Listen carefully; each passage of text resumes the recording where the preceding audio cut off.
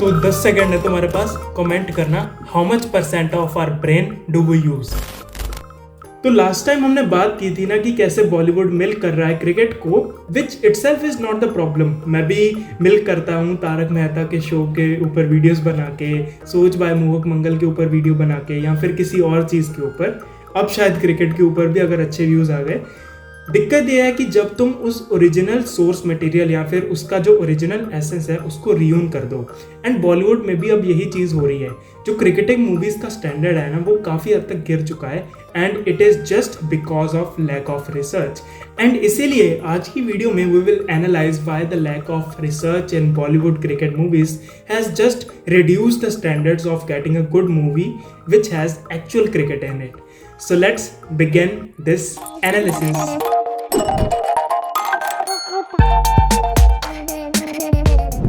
Video के शुरू में मैंने एक क्वेश्चन पूछा था ना कि कितने परसेंट हम अपने ब्रेन का यूज कर सकते हैं, और ये 10% वाली मिथ पे ना 65% of the population of world believes, just because Lucy movie में दिखाया था। और एक ना फीलिंग आती है कि हाँ यार, अगर मैंने ज़्यादा ब्रेन यूज़ कर लिया तो मैं भगवान के दर्जे तक पहुंच जाऊंगा। बट अल्टीमेटली ये बहुत बार एक्चुअल में रिसर्च एंड स्टडी से प्रूवन हो चुका है कि ये एक मिथ है। ये क्यों होता है? दिस इज जस्ट मेटामॉर्फिकल रिप्रेजेंटेशन की हम जो अपनी रियलिटी है उसका सिर्फ 10% एक्सेस कर सकते हैं। इसकी बेस्ट एग्जांपल तुम्हें अगर जाननी है ना, तो तुम अगर कलर्स के साथ इंटरेक्ट कर रहे हो तो तुम सिर्फ एक रेंज ऑफ कलर्स, एक स्पेक्ट्रम को ही इंटरेक्ट कर रहे हो अपनी आइज़ के साथ, उसके बाहर का तुम्हें दिखता ही नहीं है। तो वो तुम्हारे लिए हो गया कि 10% तुम यूज़ कर रहे हो। And that applies to every aspect of our social interaction, कि हम ब्रेन का 10% यूज़ नहीं करते, हम कॉन्शियस ही 10% होते हैं, या फिर so and so. And that was just a metaphor, not a valid fact that came out from a movie or so-called research. And इसी कारण से व्हाट्सएप यूनिवर्सिटी भी हमारे कल्चर में एग्जिस्ट करती है, क्योंकि किसी को रिसर्च की पड़ी नहीं है, और इसकी मार क्रिकेट मूवीज़ के ऊपर भी लग रही है। उसमें जो इनएक्यूरेसी आ जाती है, या फिर गंदे शॉट, या फिर weird style of field placement, उन सब चीज़ों में भी हम डिजर्व करते हैं कि अच्छी क्रिकेट मूवी जिसमें एक्चुअल में रिसर्च करी हो कि हाँ यहाँ पे ये फील्डर लगता है तो इसका ये कारण होता है। अरे वो छोड़ो यार, एक बेसिक शॉट की सेंस हो ना तो वो भी बहुत अच्छी बात है। तो इससे पहले मैं इसके रेंट पे पहुंच जाऊं, थोड़ा पीछे जाके बात कर लेते हैं कि एक फिल्म मेकिंग का प्रोसेस वर्क कैसे करता है, और उसमें ये जो मेरी एनालिसिस और एक्सप्लेनेशन है वो कहाँ फिट करती है। तो कहते हैं ना, अगर तुम्हें मूवी का कॉस्ट रिड्यूस करना है ड्रास्टिकली, तो जो सबसे ज़्यादा काम होगा ना वो प्री प्रोडक्शन में होगा।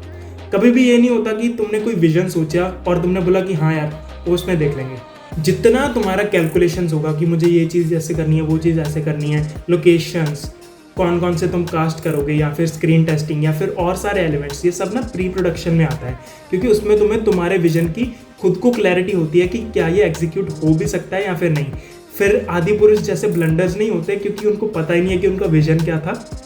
मुझे क्यों तोड़ा? Okay, let's make a rule. इस वीडियो में हम आदि पुरुष की दोबारा बात नहीं करेंगे। कमिंग बैक टू क्रिकेट, इसका एक मेजर कारण ये है ना कि वो रिसर्च नहीं करते, बिकॉज वो ऑडियंस को फॉर ग्रांटेड लेते हैं कि आखिर ज़्यादातर जो ऑडियंस है वो कैजुअल व्यूअर्स हैं, उनके लिए मसाला एलिमेंट होना ज़रूरी है rather then actual focus on the cricket parts of it. But avoidance का मतलब ये नहीं होता कि तुम इग्नोर ही कर दो उस कंपोनेंट को, क्योंकि आजकल की जो क्रिकेट मूवीज़ है या फिर कोई भी मूवीज़ पर से, they are not interested in showing the actual action. और ये स्पोर्ट्स मूवी के साथ बहुत ज़्यादा एप्लीकेबल है।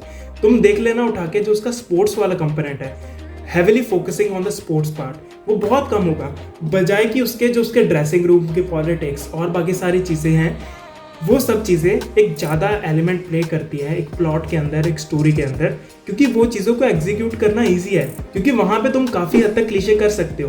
बट जो डिस्टिंग्विशिंग फैक्टर्स आते हैं वो इसी एक छोटे से कंपोनेंट से आते हैं कि तुम इसकी एग्जीक्यूशन कैसे बढ़िया करो। एक अच्छी थ्रिलर क्रिकेट मूवी के लिए तुम्हें ज़रूरी नहीं है कि हर बार यही दिखाना है कि लास्ट बॉल पे छक्का मारना है, 6 रन चाहिए, और उसने कैच पकड़ा बट वो बाउंड्री के बाहर खड़ा था। No, that is not how it works, and that is just so irritating to watch कि ये सेम प्लॉट को सब रिसाइकिल करते जा रहे हैं जब तक वो ख़त्म नहीं हो जाता, गू नहीं बन जाता।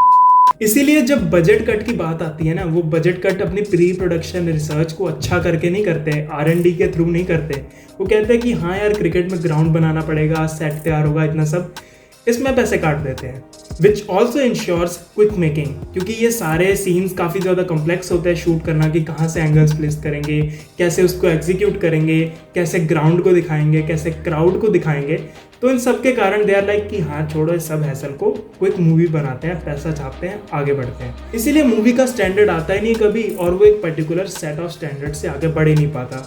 MS धोनी मूवी में ये चीज़ काफ़ी हद तक साइड पास हो जाती है, क्योंकि उन्होंने सिर्फ सुशांत के सीन ग्रीन स्क्रीन के ऊपर शूट किए और उसके बाद उसको बस कंपोजिटिंग कर दी जाके MS धोनी के साथ, इसीलिए वो वाला हैसल वहाँ पे कट हो जाता है। बट वहाँ पे भी एक प्रॉपर अटेंशन पे की गई थी कि अगर कोई क्रिकेटिंग शॉट खेला जा रहा है तो उसके लिए प्रॉपर ट्रेनिंग हो एंड प्रॉपर डेडिकेशन दिखाया जाए।